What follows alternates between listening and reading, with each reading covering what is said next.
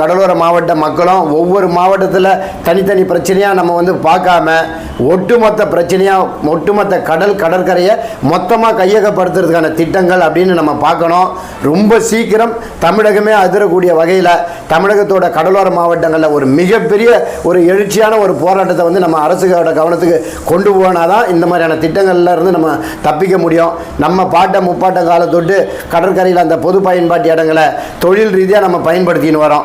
இதுக்கெல்லாம் முறையான எந்த அங்கீகாரமும் கிடையாது.